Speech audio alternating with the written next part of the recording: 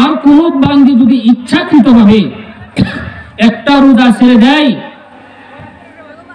ইচ্ছাকৃতভাবে রোজাটা ছেড়ে দিল, তার জন্য কাফারা দিতে হবে। আল্লাহ রাসূল সাল্লাল্লাহু আলাইহি ওয়াসাল্লাম তিনার কাছে একজন সাহাবী আসলেন।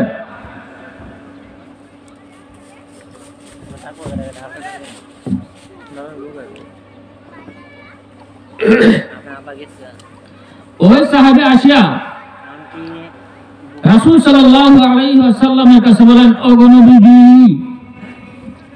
আমি রমজান মাসের রোজা রেখেছিলাম, ফরজ রোজা নবীজি গো।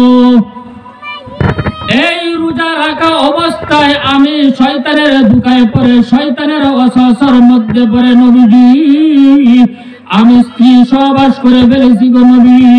এখন আমার এই রোজার গুনাহ থেকে বাঁচার উপায় কি? ওগো নবীজি, আমাকে একটা রাস্তা দেখাইয়া দেন, একটা পথ দেখাইয়া দেন, আমি যেন এই রোজার গুনাহ থেকে বাঁচতে পারি। আমার জন্য করণীয় কি? বড় অপরাধ করেছি, বড় গুনাহ করেছি নবীজি, আপনি এখন আমাকে একটা রাস্তা দেখাইয়া দেন, আমি যেন এই রাস্তা অনুযায়ী চলতে পারি, এই রাস্তা অনুমতিতে আমি মাইনা চলতে পারি, আর এই রোজার গুনাহ থেকেও যেন আমি বাঁচতে পারি। ওগো নবীজি, আমি বুঝি নাই শয়তানে ধোঁকা দিছে, শয়তানে ওয়াসওয়াসা দিছে, এই জন্য আমার রোজাটা ভঙ্গ হয়ে গেছে। নবীজি বললেন, সাহাবী, টেনশনের কোনো কারণ নাই, টেনশনের কোনো চিন্তা নাই। একটা রোজা তুমি ভঙ্গ করে ফেলছো, একটা রোজা তোমার ভাঙে গেছে, একটা রোজা তোমার নষ্ট হয়ে গেছে।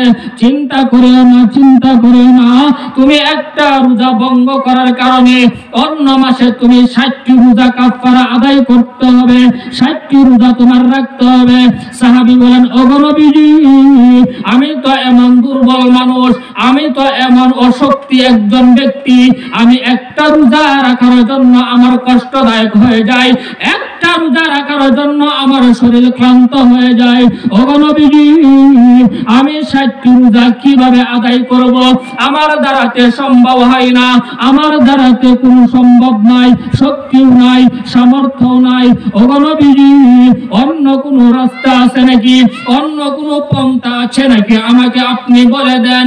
নবীজি বলেন, ওগো সাহাবী, চিন্তার কোনো কারণ নাই, চিন্তার কোনো টেনশন নাই, তুমি একটা রোজা ভঙ্গ করে ফেলছ, তার কোনো টেনশন নাই। তুমি যদি একটা রোজার কারণে 60টি রোজা রাখতেও না পারো, তাও কোনো টেনশন নাই। তুমি এই একটা রোজা ভঙ্গ করার কারণে কাফারা স্বরূপ 60টি মিসকিন খাওয়ায়া দিবা, 60টা মিসকিন খাওয়ায়া দিলে তোমার রোজার কাফারা আদায় হয়ে যাবে।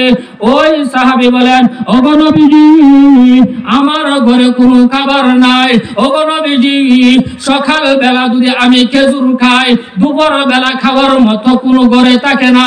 ওগো নবীজি, আমি যদি সকাল বেলা 2টা রুটি খাই, দুপুর বেলা থাকে না, দুপুর বেলা যদি 2টা খেজুর খাই, সন্ধ্যা বেলা থাকে না। ওগো নবীজি, আমার তো এমন সামর্থ্য নাই যে 60টা মিসকিন আমি খাওয়াইয়া দিব, 60টা মিসকিনের মুখে আমি ভাত তুলে দিব, রুটি তুলে দিব, তাও সামর্থ্য নাই। এমন সময় একজন আনসারী সাহাবী, ওই আনসারী সাহাবী আল্লাহর রাসূলের সামনে হাজির হয়ে যায়। হাজির হয়ে দেখেন তিনি তলে পরে কিছু খেজুর নিয়ে আসলেন, একটা খেজুরের আটি নিয়ে আসলেন, খেজুরের আটি নিয়ে খেজুরের তলে নিয়ে নবীজির সামনে হাজির হয়ে বলেন, ওগো নবীজি, আমি খেজুরের বাগান থেকে, আমার বাগান থেকে আমি খেজুরগুলা নিয়ে আসছি, আমি খেজুরের বাগান থেকে আমি খেজুরের আটি নিয়ে আসলাম। ওগো নবীজি, আমি এগুলা আপনাকে দান করলাম, এগুলো আপনাকে হাদিয়া দিয়া দিলাম, আপনি হাদিয়া গ্রহণ করেন। নবীজি বলেন, ও আনসারী সাহাবী, তুমি এই খেজুর যখন আমার জন্য হাদিয়া নিয়ে আসলা, আমি এই আনসারী সাহাবীর খেজুর, তোমার খেজুরগুলা আমি এগুলা আমি হাদিয়া স্বরূপ গ্রহণ করলাম। ওই আনসারী সাহাবী বলেন, ওগো নবীজি, আমি এই খেজুরগুলা আপনাকে আমি হাদিয়া দিলাম, আপনিও খাইতে পারবেন, মনে চাইলে অন্য কেউ দিতে পারবেন, অন্যদের কেউ নিয়ে খাইতে পারবেন।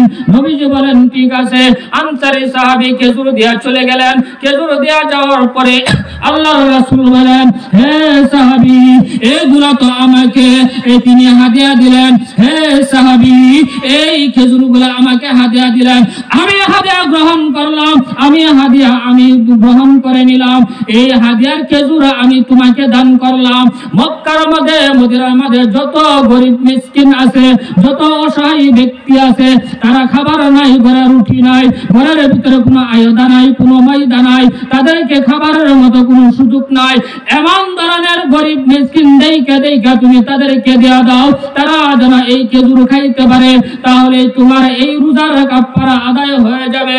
ওই সাহাবে আল্লাহর রাসূলের দেওয়া খেজুরগুলা গ্রহণ করলেন। কিছুক্ষণ বসে থাকার পরে ওই সাহাবী বলেন, ওগো নবীজি, আমি প্রত্যেকটা মদিনার কাছে খেয়াল করলাম, প্রত্যেকটা মদিনার অলি গলি খেয়াল করলাম, প্রত্যেকটা মক্কার অলি গলি আমি খেয়াল করে দেখলাম, আমার চাইতে গরিব, আমার চাইতে মিসকিন আর কেউ নাই।